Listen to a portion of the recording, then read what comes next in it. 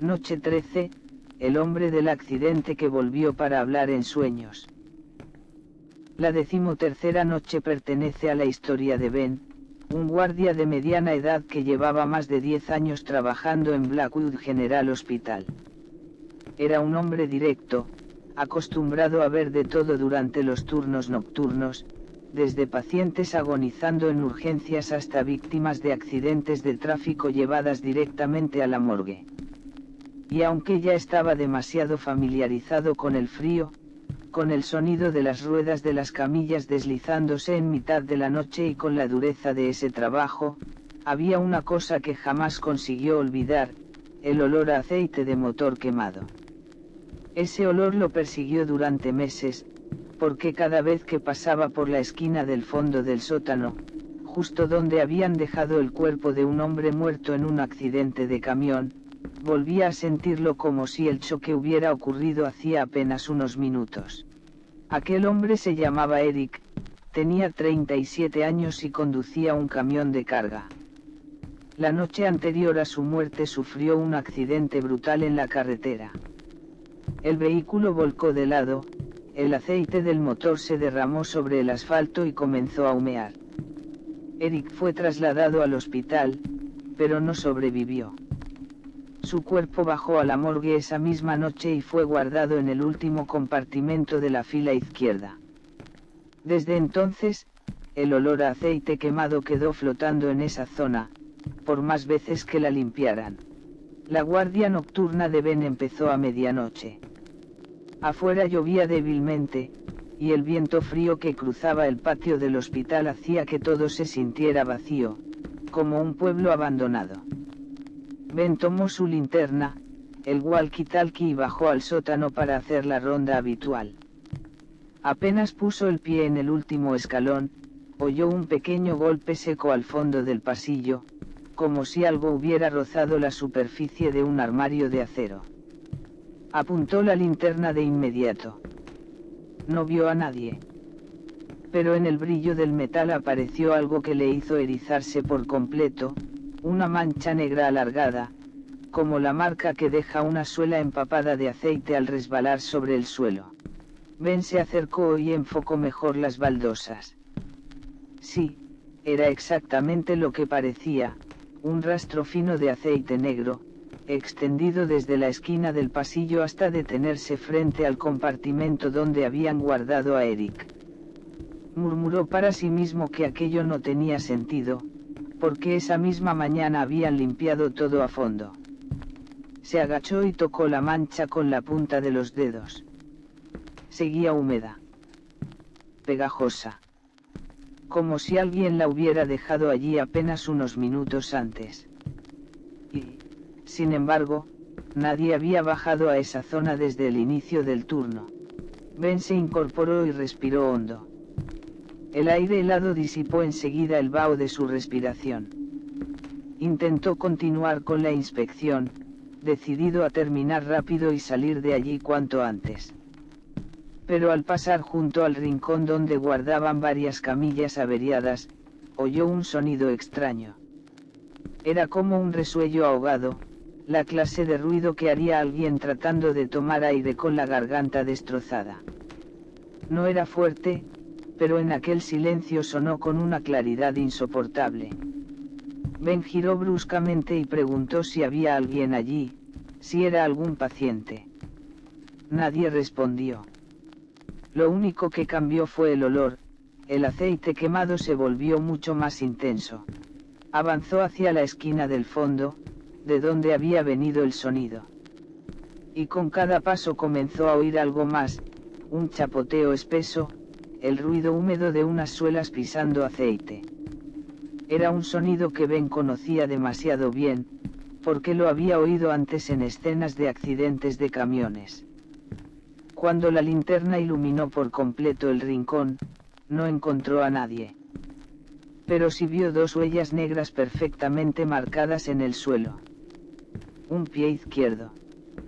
Un pie derecho. Plantadas con claridad y orientadas hacia afuera, como si alguien hubiera estado allí quieto y luego se hubiera dado la vuelta para marcharse. Ben alzó la linterna y siguió el recorrido de las huellas. Continuaban hasta el centro del pasillo, y allí desaparecían sin más, como si la persona que las había dejado se hubiera evaporado en mitad del camino. Apretó con más fuerza el mango de la linterna. Un sudor frío le recorrió la espalda. Decidió volver a la sala de guardia. Pero en cuanto giró sobre sus talones, oyó una voz detrás de él. Una voz ronca, quebrada, como si saliera de un pecho destrozado por dentro. Por favor, ayúdeme. Ben se quedó clavado en el sitio. Se volvió. No había nadie. Solo el frío saliendo de la fila de cámaras y el olor a aceite quemado, cada vez más espeso, más insoportable. Pasó la luz por las paredes, por las esquinas, por el suelo. No había ni una figura, ni un movimiento, ni una sombra real. Entonces alzó la voz, aunque él mismo notó el temblor en ella, y pidió que si alguien necesitaba ayuda, hablara con claridad. No obtuvo respuesta. Se giró de nuevo. Apenas había dado unos pasos cuando escuchó otra frase, esta vez mucho más cerca, casi pegada a su hombro. Me duele. Ben retrocedió de golpe y la linterna le tembló en la mano.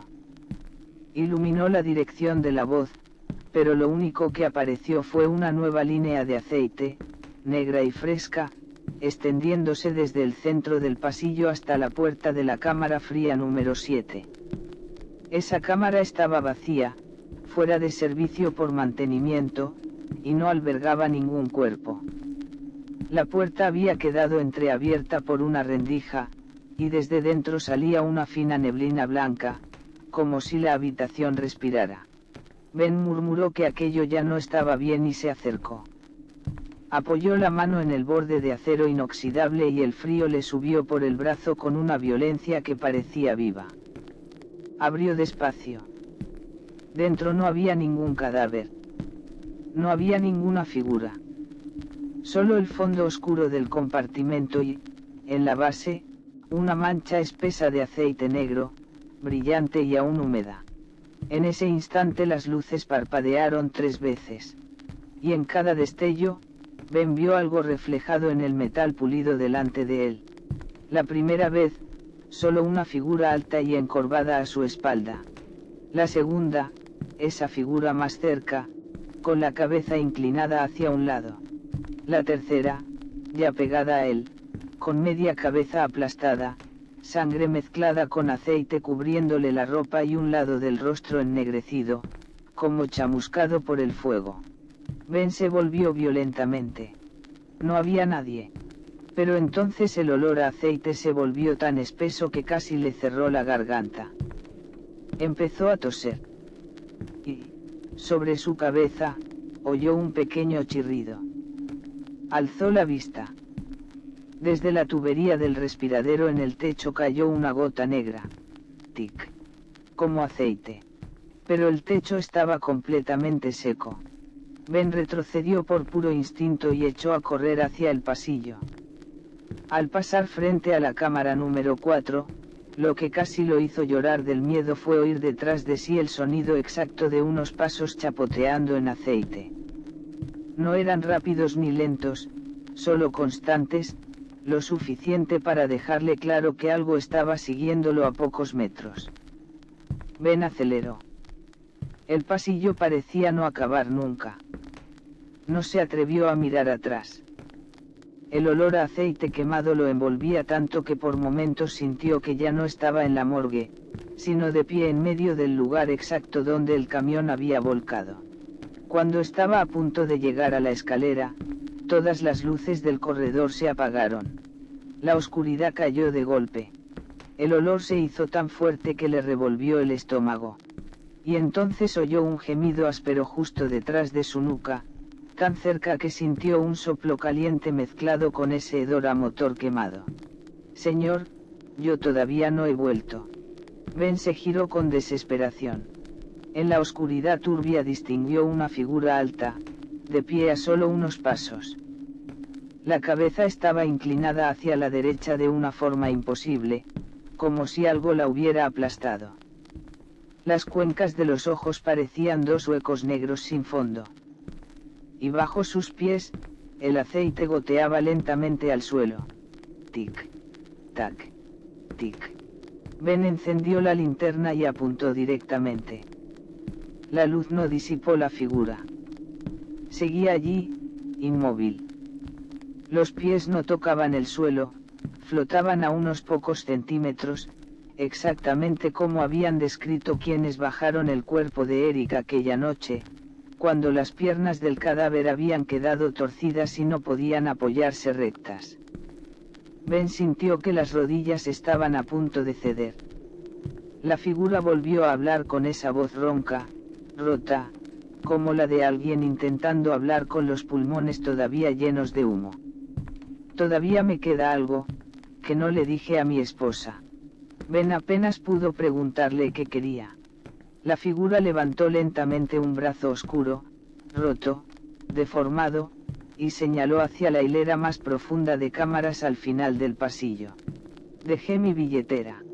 Y en cuanto terminó de decirlo, la figura se deshizo en el aire, como si una ráfaga invisible la hubiera dispersado. Las luces del pasillo se encendieron de nuevo. El olor a aceite desapareció por completo. Ben se quedó inmóvil durante un tiempo que luego no supo medir. Las piernas se le habían vuelto de trapo. Solo reaccionó cuando el walkie-talkie volvió a sonar. A la mañana siguiente regresó a la zona de las cámaras del fondo. Abrió el compartimento número 7, el mismo en cuyo interior había visto la mancha de aceite la noche anterior. Ya no quedaba ningún rastro. Ninguna señal. Pero en el rincón interior, junto al borde de acero, encontró una billetera vieja de cuero negro, chamuscada en una de las esquinas. Dentro había 3 cosas. Una fotografía familiar. Un pequeño papel con unas palabras escritas a mano, algo parecido a llegaré tarde. Y un anillo de plata deformado. Ben entregó todo al hospital. Cuando la esposa de Eric fue a recoger las pertenencias, se desmayó al ver el anillo. Dijo que su marido siempre lo llevaba puesto, pero que nunca lo habían encontrado después del accidente. Ben no contó nada más. No volvió a explicar lo que había visto. Pero desde aquella noche no volvió a pasar solo por la esquina del fondo del sótano. Porque cada vez que se acercaba, aunque no volviera a ver ninguna figura, seguía percibiendo con una claridad insoportable un olor tenue, demasiado tenue para que otros lo notaran, pero para él inconfundible. El olor del aceite de motor quemado. Noche 14, la sábana que no dejaba de caer al suelo. La 14ª noche quedó ligada a un fenómeno que, en apariencia, parecía inofensivo, pero que desde entonces hizo que todos los auxiliares evitaran a toda costa la cámara fría número 6. Allí, la sábana blanca que se usaba para cubrir el cuerpo caía una y otra vez al suelo, aunque estuviera ajustada con firmeza y sujeta cuidadosamente con cintas médicas. La persona que lo vio con mayor claridad fue Nurse Teresa, una auxiliar veterana con 12 años de experiencia. Era tranquila, amable y no del tipo que se asusta con facilidad. Pero después de aquella noche pidió 2 semanas de descanso. Y cuando volvió, jamás entró sola otra vez en la cámara número 6. Su turno empezó a las 11 de la noche. El hospital estaba tan vacío como siempre a esas horas, con el viento sonando en los pasillos y el zumbido constante del sistema de refrigeración en el sótano. Cerca de la medianoche le encargaron preparar un cuerpo para una autopsia programada a la mañana siguiente. Se trataba de un hombre que había muerto por un derrame cerebral en su casa y cuyo estado general era estable, sin ninguna anomalía visible. Su tarea consistía simplemente en revisar el cuerpo, cubrirlo con la sábana y dejarlo listo sobre la camilla. Teresa bajó a la cámara fría número 6. La luz del fluorescente del techo vaciló apenas un instante antes de quedarse fija. Conocía demasiado bien aquel sótano largo y helado como para sentirse inquieta al principio. Abrió la puerta y entró. El aire frío se condensaba delante de su boca cada vez que exhalaba. Encendió la linterna, comprobó el cuerpo y extendió con cuidado la sábana blanca sobre él, alisándola desde el pecho hasta los pies. Después ajustó las cintas exactamente como indicaba el procedimiento. Pero en cuanto se giró para recoger el resto del material, oyó un golpe sordo a su espalda. La sábana estaba en el suelo. Teresa se volvió de inmediato. El paño blanco había quedado retorcido junto a la camilla. Frunció el ceño, murmurando que eso no tenía sentido porque la había sujetado bien. Se inclinó, la recogió y volvió a colocarla con más cuidado aún. Esta vez apretó mejor los nudos, revisó uno por uno y hasta tiró de la tela para comprobar que no pudiera soltarse. Sin embargo, apenas había dado 3 pasos cuando volvió a oír el mismo golpe. La sábana había caído otra vez. Y esta vez lo había hecho en una sola dirección, como si algo desde abajo la hubiera jalado. No había corriente de aire. No se había soltado sola. La habían tirado. El corazón comenzó a golpearle con fuerza, pero Teresa se obligó a pensar que tal vez solo estaba tensa. Respiró hondo y volvió a cubrir el cuerpo por tercera vez. Esta vez sujetó la tela con 2 vueltas de cinta y añadió incluso esparadrapo médico. Terminó, comprobó que no se moviera en absoluto y se volvió hacia la puerta. No llegó a salir. Detrás de ella empezó a oírse un roce. Un esaarar, de tela deslizándose. Se dio la vuelta de golpe. La sábana estaba bajando lentamente por el cuerpo, como si una mano invisible la arrastrara desde los pies. No era un tirón brusco. Era un gesto lento, regular, casi delicado, como si alguien estuviera separándola poco a poco con las yemas de los dedos. Luego la tela cayó al suelo con más orden que las veces anteriores, como si antes de dejarla caer alguien la hubiera doblado de un lado. Todo el cuerpo de Teresa se heló. El aire de la habitación se volvió pesado, denso, como si hubiese alguien pegado justo detrás de su espalda. Pero no se atrevió a girarse. Solo se inclinó para recoger la sábana, con las manos temblándole tanto que casi no podía extenderla de nuevo. Murmuró en voz baja, pidiendo que dejaran de jugar con ella, que dejaran de hacer aquello. En ese instante, desde la cabecera de la camilla se oyó un sonido muy leve. No era el cuerpo moviéndose. No era el acero vibrando. Era algo más pequeño, más seco. Como el golpecito de un dedo sobre la superficie de la camilla. Teresa se quedó inmóvil, con la mirada fija en el cuerpo. Nada parecía moverse de forma evidente, pero sentía con absoluta claridad que algo la observaba desde allí, desde el extremo superior, desde el espacio mismo donde la sábana acababa de caer. El silencio se hizo tan profundo que podía escuchar su propio pulso latiendo en los oídos. Tragó saliva y, con una voz apenas más alta que un soplo, dijo que si aquel hombre no estaba en paz, podía decírselo y ella intentaría ayudar. No hubo respuesta. Solo se oyó un leve crujido metálico, como si una barra de acero se estuviera doblando muy despacio. Apuntó la linterna hacia la estructura inferior de la camilla. Y vio que uno de los tubos de metal vibraba ligeramente, como si algo estuviera golpeándolo desde abajo. Empezó a retroceder. Entonces la sábana que tenía a sus pies fue arrastrada de repente hacia el interior, en dirección al hueco bajo la camilla. Teresa dio un pequeño grito y retrocedió de golpe, a punto de caer. La tela fue jalada casi medio metro y quedó detenida justo debajo del abdomen del cadáver, como si alguien escondido bajo la camilla la hubiera alado hacia sí. Teresa ya casi no podía mantenerse de pie. Se llevó una mano al pecho, obligándose a respirar hondo, y balbuceó que la dejaran terminar, que el médico vendría por la mañana, que por favor no siguieran tirando de la tela porque ella tenía miedo.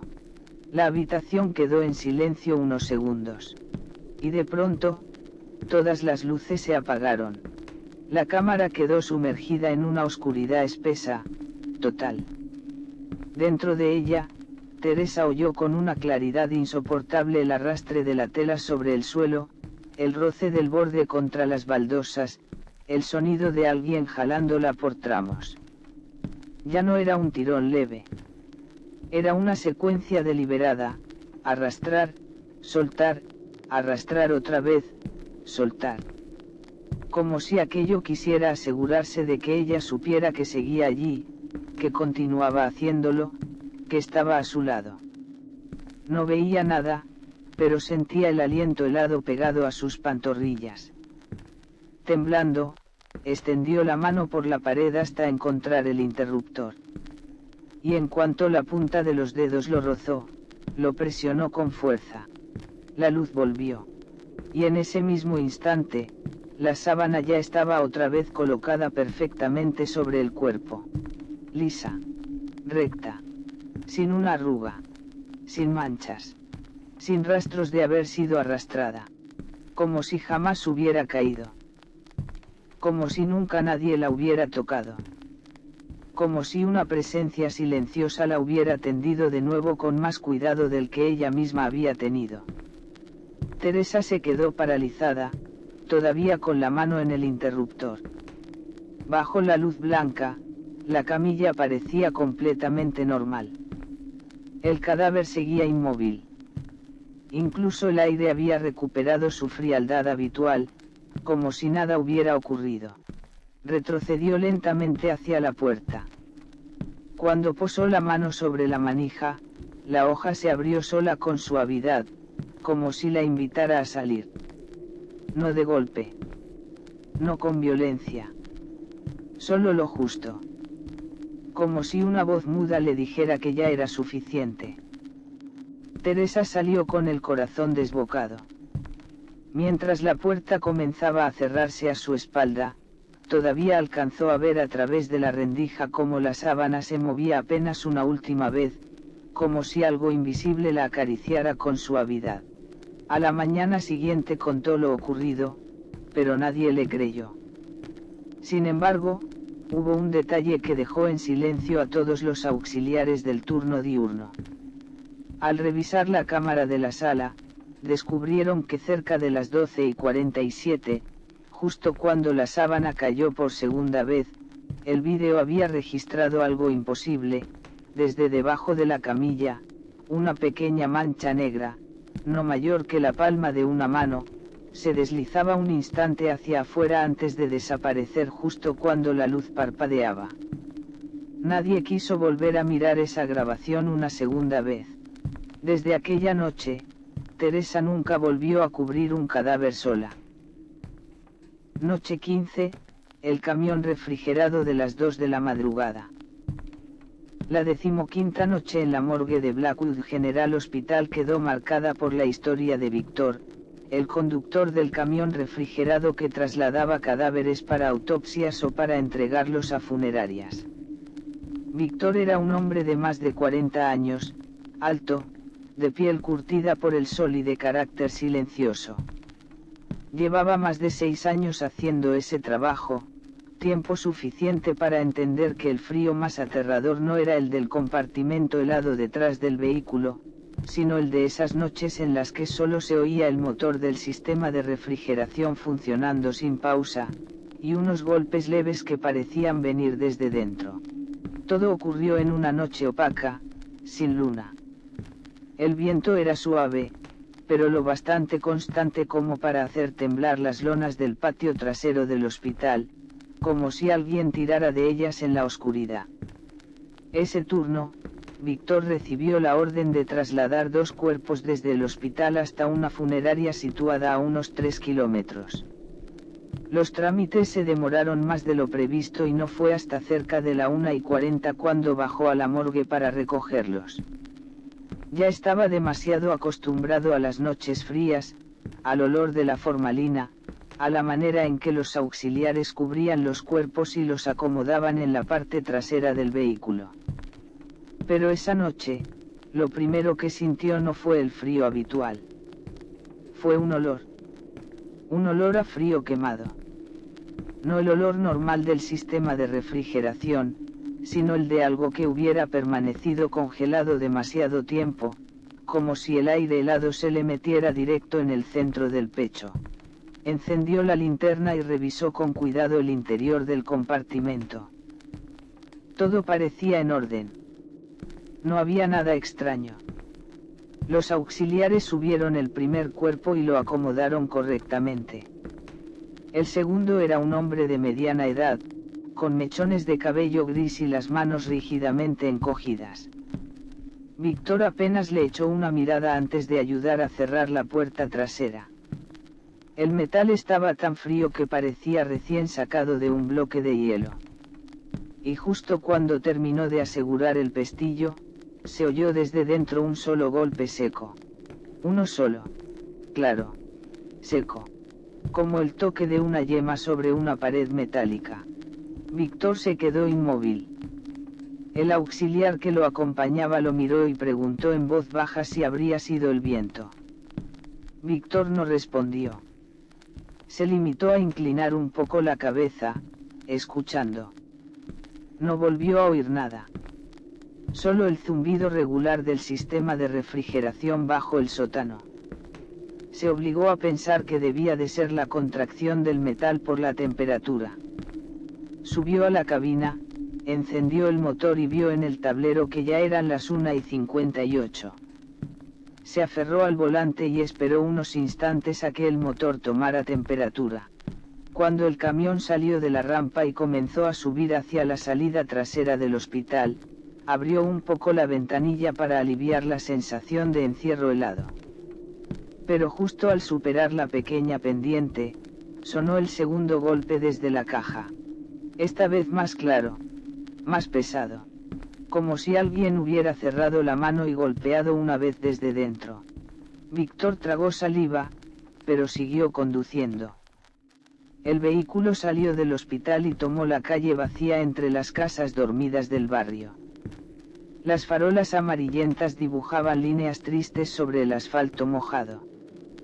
Cuando llevaban unos 300 metros, llegó el tercer golpe. Entonces ya lo supo. Aquello no era casual. No era una caja mal colocada. No era el metal dilatándose.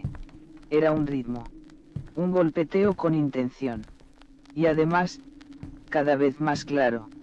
Víctor apretó el volante hasta dejarse blancos los nudillos. No era un hombre fácil de asustar, pero sabía perfectamente cuando algo dejaba de ser normal. Encendió la luz de la cabina, respiró hondo y habló hacia el espacio oscuro que llevaba a sus espaldas, como si realmente hubiera alguien allí dentro escuchándolo.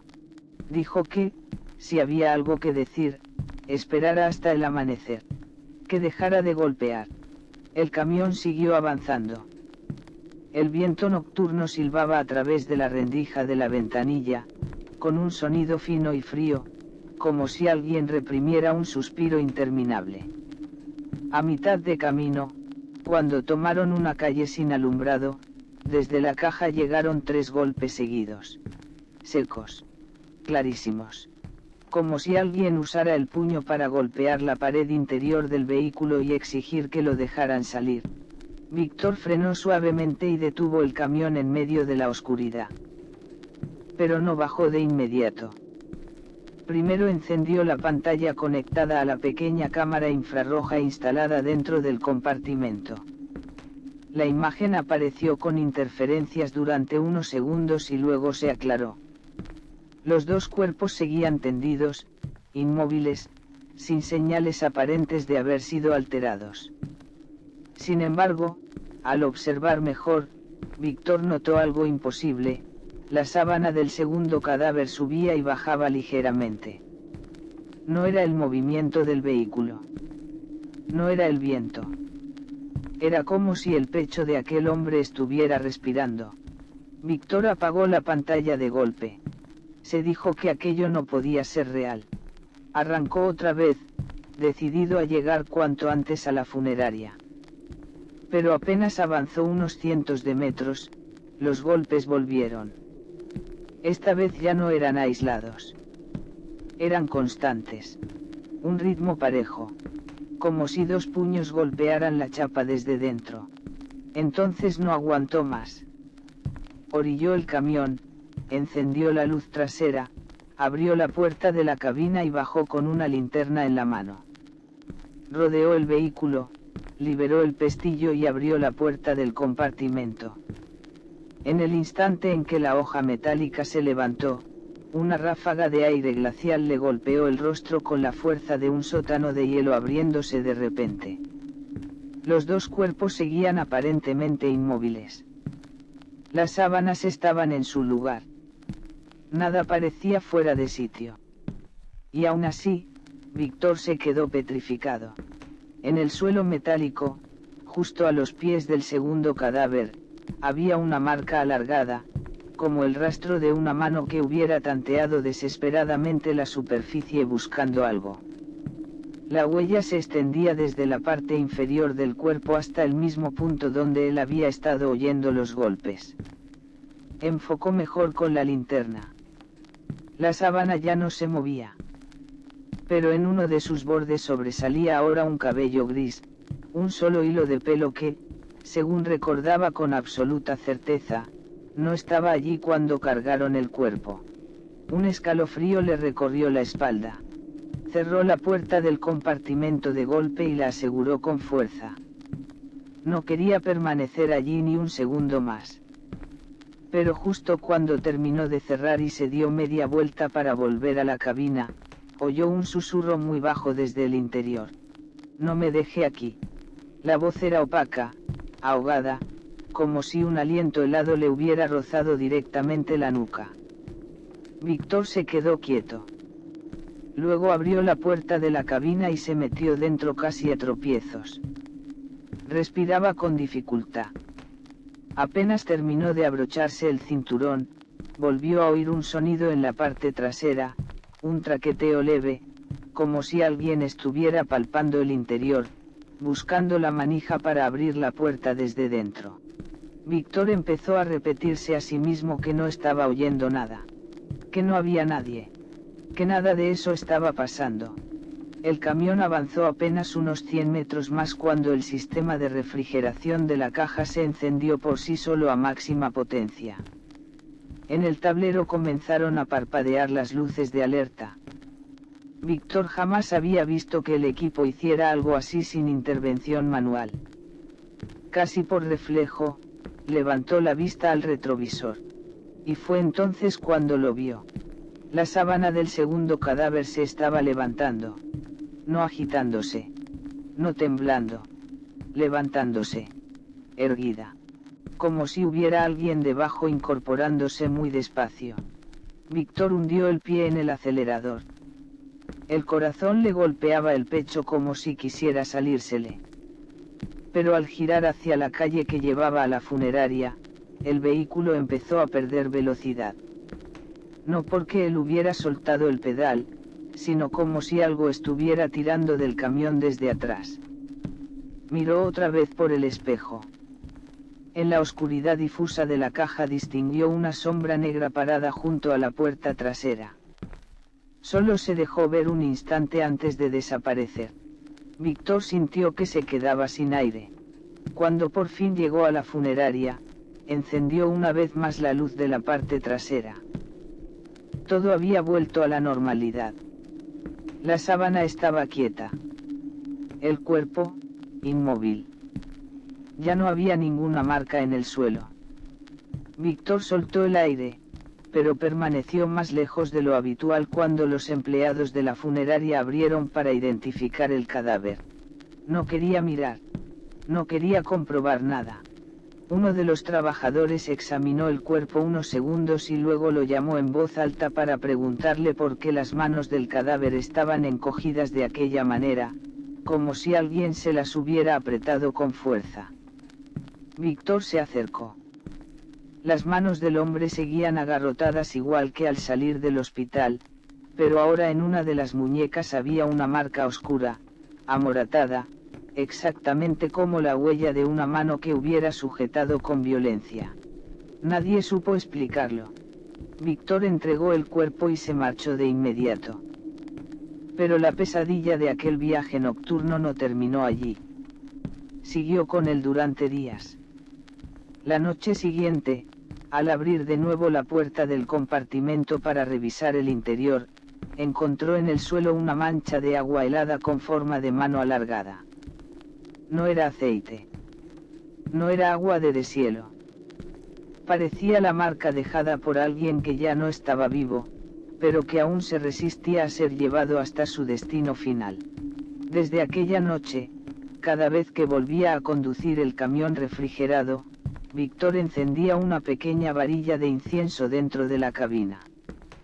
No porque temiera a los muertos, sino porque había aprendido a temer a aquellos que todavía no aceptaban marcharse.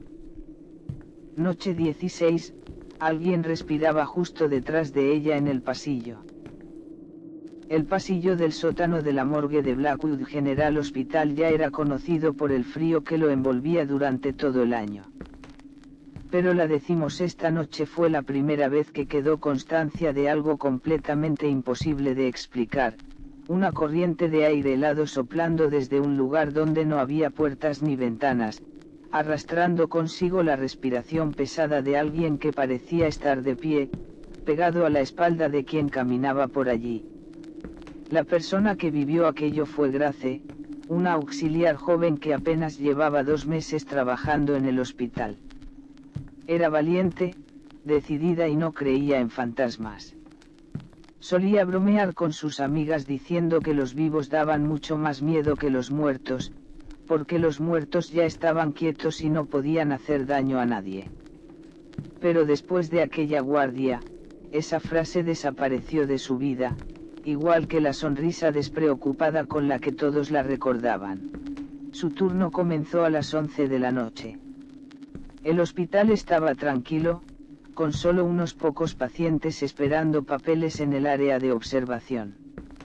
A Grace le encargaron revisar instrumental y bajar un expediente al despacho del médico jefe de guardia, al final del pasillo del sótano. Era una tarea sencilla. No tendría que haber pasado nada. Pero apenas puso un pie en la escalera, oyó un ruido de viento. Fue algo leve al principio, suficiente para hacerla detenerse un instante.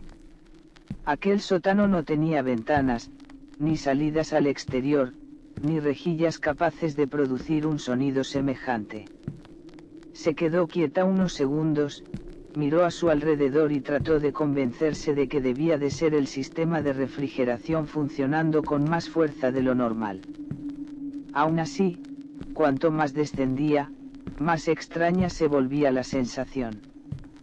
Ya no era solo el frío habitual de las cámaras. Era un frío afilado, que se le metía por el cuello y le ponía la piel de gallina incluso bajo la chaqueta gruesa. Las luces del pasillo también parecían más débiles que de costumbre. Una claridad blanca y enferma caía sobre las baldosas grises, mientras las paredes se extendían a ambos lados como si el corredor no terminara nunca. Las puertas metálicas de las cámaras estaban cerradas y solo algunos indicadores rojos de temperatura parpadeaban en silencio. Grace llevaba medio pasillo recorrido cuando la primera ráfaga la golpeó de pronto. El aire fue tan fuerte que le levantó ligeramente el cabello hacia atrás. Se quedó inmóvil. Aquel pasillo no tenía puertas. No tenía ventanas. No tenía ninguna abertura por la que pudiera entrar el viento.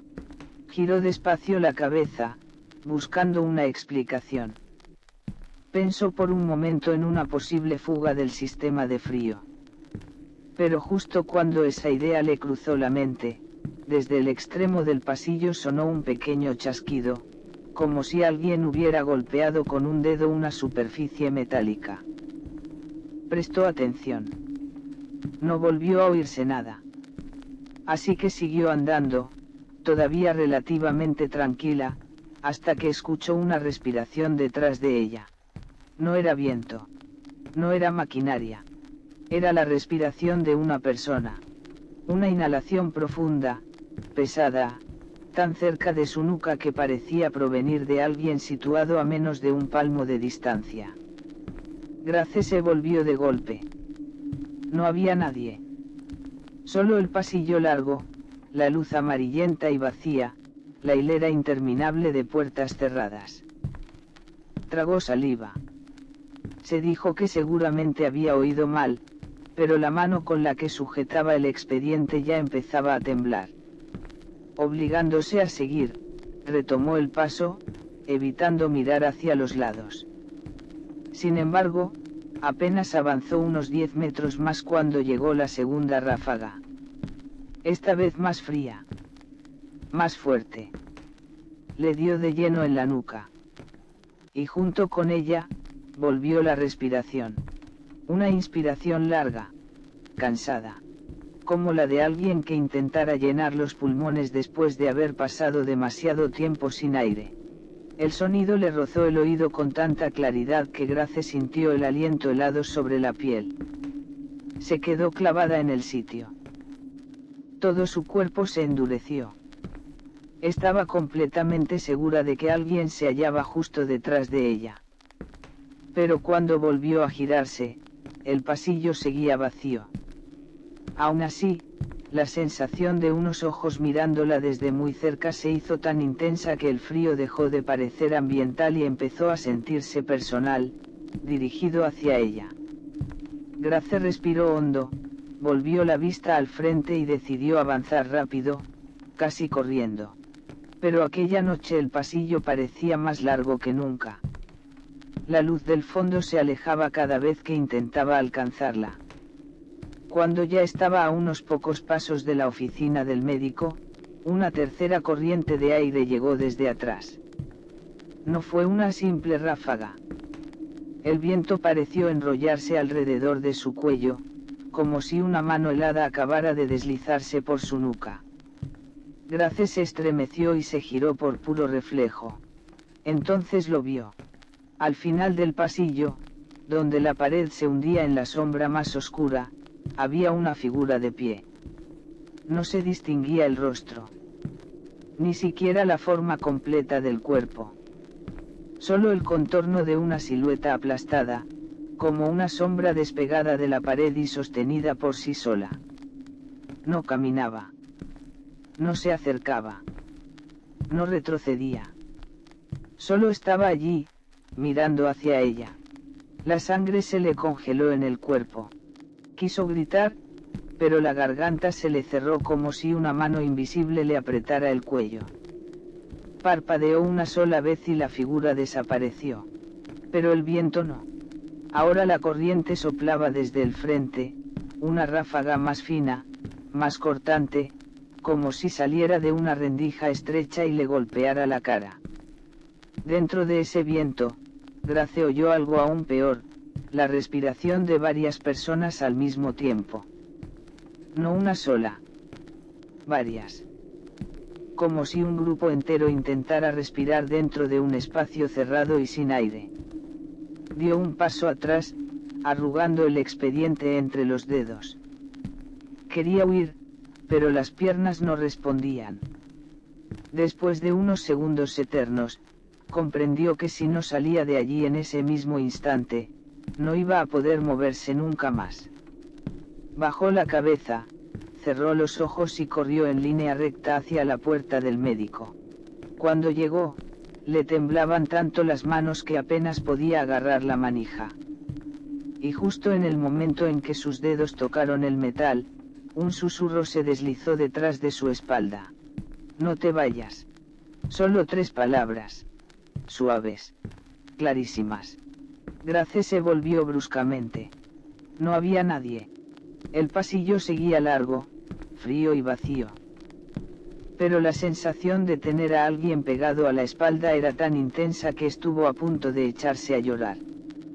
En ese momento la puerta del despacho se abrió de pronto y el médico jefe de guardia la sobresaltó aún más al preguntarle qué le pasaba, por qué estaba tan pálida. Grace no consiguió responder. Tenía la boca seca y las manos crispadas sobre el expediente, tan apretado que el papel ya estaba doblado. El médico bajó la vista hacia el suelo. Ella hizo lo mismo. A sus pies había dos pequeñas huellas de agua. Dos huellas descalzas, claramente marcadas sobre las baldosas frías. Y Grace llevaba zapatos cerrados. No había manera de que aquellas marcas fueran suyas. El médico se agachó y tocó el agua con la punta de los dedos. Estaba helada. Cuando acercó la mano a la nariz, el olor le arrancó un escalofrío. No era agua común. Era el olor de una cámara fría, el olor del vapor que se condensa sobre un cuerpo congelado. Grace estuvo a punto de desplomarse. El médico la sostuvo por los hombros y la ayudó a sentarse. Ella no conseguía explicar con claridad lo que había oído ni lo que había visto.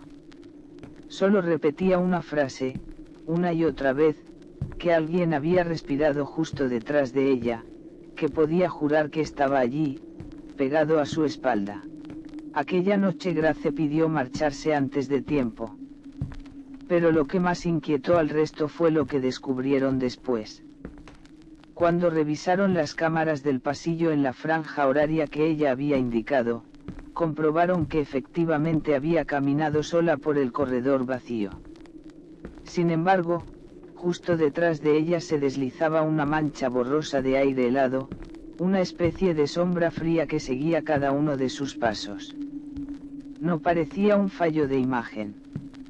No parecía vapor normal. Aquella forma difusa solo aparecía cuando Grace se detenía, cuando se quedaba quieta. Y en el mismo instante en que se giraba para mirar atrás, la mancha desaparecía como si nunca hubiera estado allí. Vieron la grabación 3 veces. Luego apagaron la pantalla. Nadie quiso verla una cuarta. Desde esa noche, las luces del pasillo del sótano quedaron reguladas para mantenerse más brillantes que antes.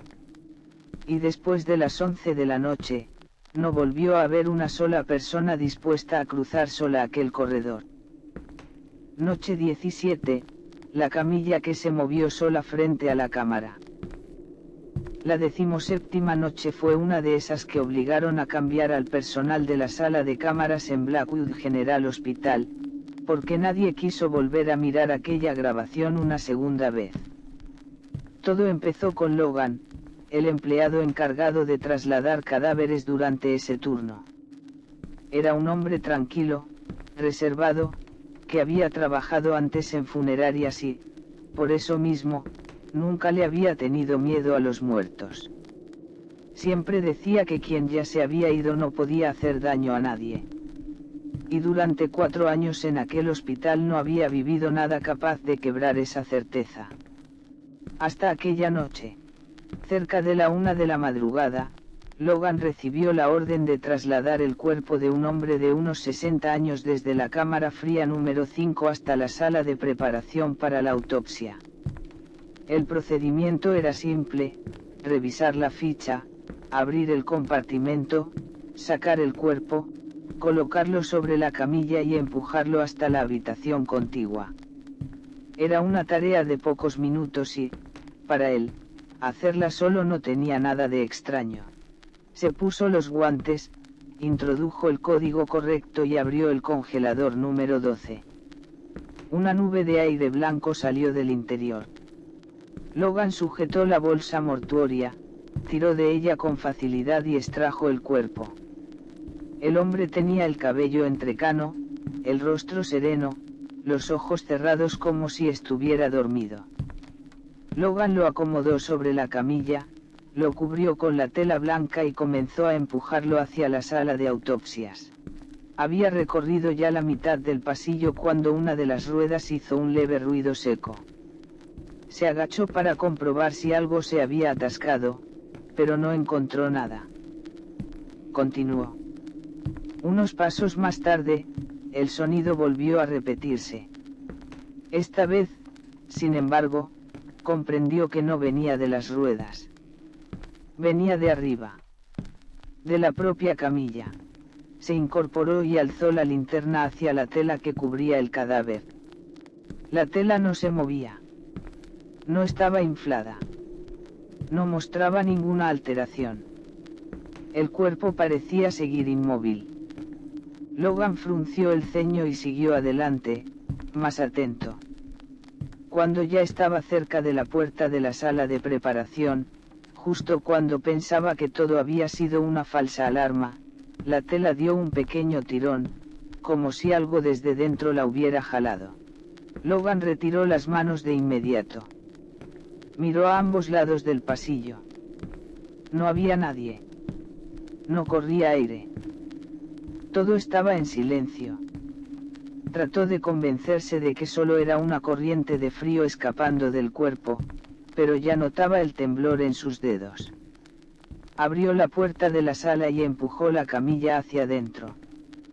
En el momento en que las ruedas traseras cruzaron el umbral, una de ellas se levantó apenas, como si hubiera tropezado con un obstáculo invisible.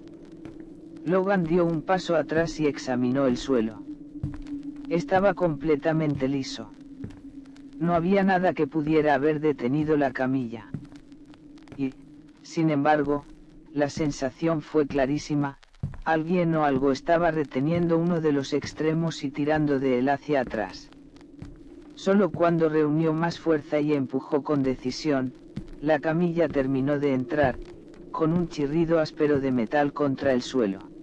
La dejó en su posición, se inclinó por última vez para comprobar el rostro del hombre y confirmar que todo seguía normal. No había deformidad alguna. No había cambios. Terminó la anotación en el parte y regresó a la sala de guardia. Se sentó con una taza de agua caliente entre las manos, intentando recuperar el calor. Unos 10 minutos después, lo llamaron desde la sala de cámaras internas. La voz de M.R. Turner, el hombre que vigilaba los monitores esa noche, sonaba distinta, quebrada por una inquietud que Logan no le había oído nunca. Bajó enseguida. En la pantalla aparecía la grabación en blanco y negro de la cámara enfocando el pasillo que llevaba a la sala de preparación. M.R. Turner retrocedió hasta el punto exacto, unos 2 minutos después de que Logan hubiera dejado sola la camilla. En la imagen, el pasillo estaba completamente vacío. No se veía una sola persona. No se veía ningún movimiento. La camilla permanecía quieta. Luego, muy suavemente, vibró. Solo una vez. Como si una mano invisible acabara de posarse sobre la barra de empuje. Logan se quedó mirando sin pestañear. En la grabación, la camilla empezó a inclinarse apenas hacia la izquierda. No era un movimiento brusco ni casual. Era lento. Deliberado. Como si una fuerza invisible la empujara desde los pies. Se detuvo. Después volvió a moverse otra vez, todavía más despacio, apenas unos centímetros, pero lo bastante como para que no hubiera duda alguna. Logan se aferró al borde de la mesa. No podía aceptar lo que veía. Aseguró que, cuando él se había marchado, la camilla había quedado perfectamente recta. M.R. Turner no contestó. Tenía el rostro completamente pálido y los ojos fijos en la pantalla. Los dos intercambiaron una mirada breve y volvieron al vídeo. La camilla se detuvo por segunda vez. Después se deslizó un poco más hacia la puerta de la sala, quedando desplazada unos 15 centímetros respecto a su posición original. El recorrido era recto, limpio, sin oscilaciones. No parecía una rueda girando sola ni una vibración del suelo. Parecía empujada. M.R. Turner cambió entonces al ángulo de la segunda cámara, la que grababa de frente la entrada de la sala. Desde esa toma se veía también la sombra de la camilla inclinándose en el suelo exactamente al mismo tiempo que el cuerpo se movía. Eso significaba una sola cosa: la imagen era real. No había error de sistema. No había fallo de grabación. Y fue justo entonces cuando ambos vieron algo que les dejó sin respiración. Por debajo de la tela, apareció una mano. Solo una parte. Pálida. Con los 5 dedos rígidos, encogidos, como si estuvieran aferrando el borde de la sábana. No se movió. No hizo ningún gesto. Solo emergió durante un segundo, justo en el instante en que la tela se levantó un poco, y luego volvió a desaparecer. Logan dio un paso atrás, convencido de que sus ojos lo estaban traicionando. M.R. Turner, tan pálido como él, solo alcanzó a admitir que también la había visto. El sudor frío empezó a correrle por la nuca. Y aún así, lo peor todavía no había terminado. Justo cuando M.R. Turner iba a detener el vídeo, la camilla se desplazó una última vez. Apenas un empujón mínimo, pero suficiente para quedar encajada contra la pared, como si el hombre que yacía encima estuviera intentando arrinconarse, esconderse, apartarse del centro del cuarto. Ese movimiento no podía ser azar. Tenía dirección. Tenía intención. Logan ya no quiso seguir mirando. Salió de la sala de cámaras y fue directamente al pasillo para comprobarlo con sus propios ojos. Cuando llegó, la camilla estaba exactamente donde la grabación la había dejado, pegada a la pared, ligeramente torcida hacia la izquierda. Abrió la puerta de la sala de preparación. El cadáver seguía inmóvil bajo la tela. Pero la tela ya no estaba lisa como cuando él se había ido. Se veía ligeramente arrugada a la altura del brazo izquierdo, justo donde había aparecido la mano en la grabación. Temblando, levantó apenas unos centímetros la sábana. El brazo del hombre seguía quieto. Pero entre los dedos había un rastro de agua, alargado y helado, como si algo hubiera apretado con fuerza aquella mano antes de soltarla. Logan retrocedió de golpe. Respiraba cada vez más rápido. No volvió a tocar el cuerpo. Bajó la tela, salió de la sala, cerró con llave y regresó sin mirar atrás. Antes del amanecer, la dirección del hospital exigió volver a revisar la grabación. Pero esta vez el archivo solo permitía reproducir el momento en que la camilla vibraba por primera vez. A partir de ahí, la pantalla se volvía completamente negra. No aparecía ningún mensaje de error. No había pérdida de señal. Simplemente ya no quedaba nada más por ver. Después de aquella noche, M.R. Turner pidió pasar al turno diurno. Logan se tomó 2 días de descanso seguidos. Y desde entonces quedó establecida una norma nueva en la morgue de Blackwood General Hospital: jamás debía dejarse una camilla con un cadáver sola en el pasillo, ni siquiera durante unos minutos. Nadie quería volver a presenciar una escena semejante. Noche 18, la voz que la invitaba a seguirla. Dentro de la morgue de Blackwood General Hospital había un pasillo que nunca apagaba sus luces. El personal lo llamaba la columna vertebral, porque era el corredor principal que conducía a 4 cámaras frías y 2 salas de preparación. En condiciones normales, hacer guardia allí no tenía nada especialmente aterrador, aparte del frío cortante y del persistente olor a desinfectante. Pero para Emily, una joven auxiliar recién trasladada al área, aquel pasillo se convirtió en el lugar donde comenzó una pesadilla. Todo empezó en su segunda noche de turno. La primera no había oído nada. No había sentido nada. Pero en la segunda, mientras hacía inventario de material en la sala de preparación, con la puerta entreabierta para escuchar cualquier aviso desde la sala de guardia, una voz diminuta sonó a su espalda. Tan baja que, de no haber sido por el silencio absoluto de ese lugar, quizá la habría ignorado. La voz dijo su nombre. Emily se sobresaltó y giró de golpe. No había nadie. La habitación estaba vacía. Incluso llegó a sonreírse a sí misma, pensando que tal vez había confundido el sonido del intercomunicador con una voz humana. Bajó otra vez la vista para seguir escribiendo. Pero pocos minutos después, la voz regresó. Y esta vez estaba más cerca. Más clara. Como si alguien le hablara directamente al oído. La voz volvió a pronunciar su nombre, llamándola, pidiéndole que se acercara. Sonó tan pegada a su oído izquierdo que Emily sintió el aliento frío rozándole la piel. Todos los vellos de sus brazos se erizaron al instante. Detrás de ella solo había un panel de vidrio. Nadie podía estar de pie tan cerca. Giró hacia la puerta. No vio a nadie. Se llevó la mano a la oreja y notó que los dedos le temblaban. Se dijo en voz baja que algo no estaba bien y abandonó la habitación para salir al pasillo.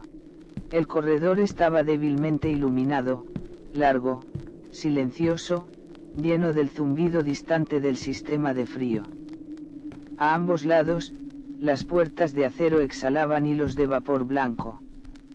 Emily se detuvo un momento, tratando de serenarse.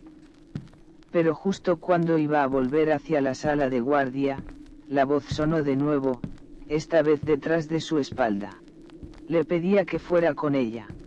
Emily se giró con brusquedad. No había nada visible. Y, sin embargo, sintió con total claridad que una respiración fría le había rozado la nuca. No era la corriente del aire acondicionado. Tenía un ritmo. Una pausa. Una cualidad demasiado humana. Apretó las manos y apresuró el paso hacia la sala de guardia, casi corriendo. Pero cuando ya había recorrido la mitad del pasillo, la presencia volvió a pegarse a ella. Esta vez más abajo, como si quien estuviera detrás se inclinara hacia su oído derecho para susurrarle que siguiera avanzando, que no mirara atrás, que simplemente fuera con él. Emily no se atrevió a girarse. Las piernas le temblaban tanto que cada paso sonaba hueco y torpe sobre las baldosas. Entró de golpe en la sala de guardia y cerró la puerta con fuerza. El guardia que compartía turno con ella levantó la vista, sorprendido por la manera en que había irrumpido. Emily apenas podía respirar. Solo logró decir que alguien la estaba llamando. El hombre soltó una risa breve, intentando quitarle importancia. Dijo que en la morgue siempre había ecos, vibraciones, ruidos del sistema de frío chocando contra las tuberías y sonando como voces. Le pidió que no se asustara tanto. Emily no respondió. Solo se quedó sentada, encogida sobre sí misma, con la mirada fija en el suelo. Pero la noche todavía no había terminado. Cerca de las 2 de la madrugada, tuvo que bajar con una botella de agua hacia la zona de lavado de instrumental. Sabía que estaba aterrada, pero el turno seguía y el trabajo también. Salió de la sala de guardia con los dedos apretados alrededor de la botella y avanzó muy despacio. El viento frío cruzaba el pasillo y hacía parpadear los fluorescentes del techo. Cuando pasó junto a la puerta de la cámara fría número 3, sintió una corriente de aire anormalmente intensa saliendo del interior. Se detuvo.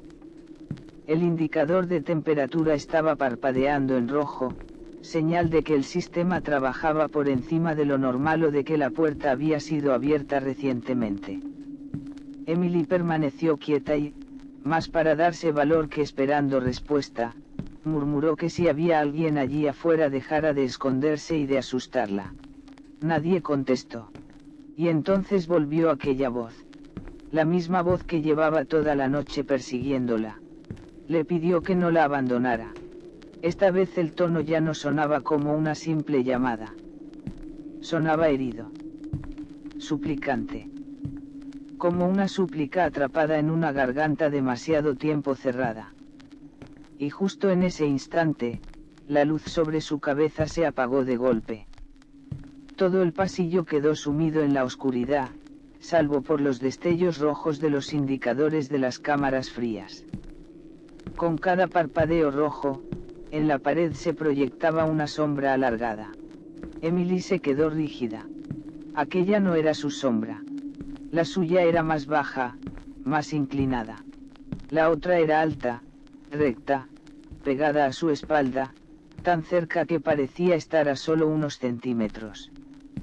Emily quiso echar a correr, pero las piernas no respondían. En medio de aquella oscuridad compacta, la respiración helada volvió a descender sobre su cuello. La voz le dijo que fuera con ella, que tenía frío. No era una frase pronunciada con calma. Sonaba como algo desgarrado, atrapado, como la voz de alguien que llevaba demasiado tiempo encerrado en un lugar del que no podía salir. Emily rompió a llorar. Quiso gritar, pero la garganta se le cerró. La botella cayó de su mano y golpeó el suelo con un chasquido seco. Y fue entonces cuando la sombra empezó a moverse. No caminaba. No se balanceaba. Simplemente se deslizaba. Se acercaba a su rostro sin que Emily sintiera un cuerpo real tocándola. Solo el frío. Un frío que se condensó delante de sus ojos en una niebla finísima. La voz volvió a susurrarle, tan cerca que Emily distinguió incluso el roce del aire entre unos dientes invisibles. Decía que llevaba mucho tiempo allí. Que Emily debía ir con ella. Entonces echó a correr.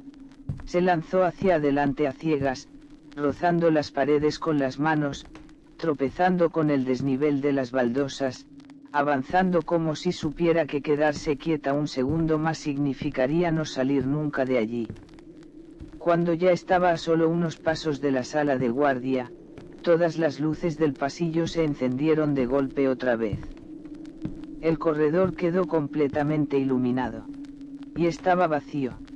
No había sombra. No había nadie. No había ninguna señal visible. Pero Emily sabía con absoluta certeza que algo la había seguido todo el trayecto.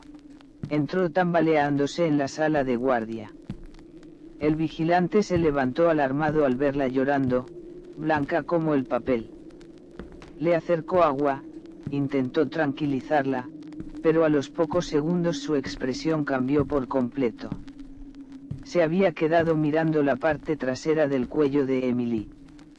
Justo sobre el borde de la ropa, a la altura de la nuca, se estaban formando pequeñas gotas de vapor blanco, frías como el hielo, como si alguien hubiera exhalado con fuerza sobre su piel apenas un segundo antes.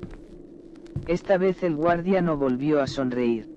A la mañana siguiente revisaron las cámaras del pasillo. Entre la 1:56 y las 2:03 no aparecía ninguna persecución visible. Emily caminaba sola. Nadie iba detrás de ella. Pero había algo más inquietante. Cada vez que pasaba frente a la cámara fría número 3, la temperatura de esa habitación descendía bruscamente hasta los 4 grados bajo cero, a pesar de que el sistema estaba fijado de forma estable en -1. Nadie había abierto la puerta. Nadie había tocado el panel de control. No existía ninguna falla técnica registrada.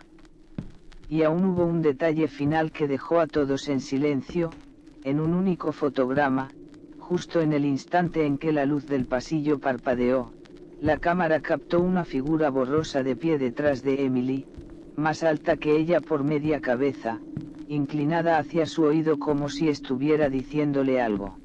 Solo fue un fotograma. Pero fue suficiente. Aquella misma noche, Emily pidió el cambio al turno de día. Nunca volvió a hacer guardias nocturnas. Y desde entonces, cada vez que pasaba junto a la cámara fría número 3, bajaba la cabeza. Porque sabía que, si se atrevía a levantar la vista, volvería a oír aquella voz helada susurrándole muy cerca. «Ven conmigo».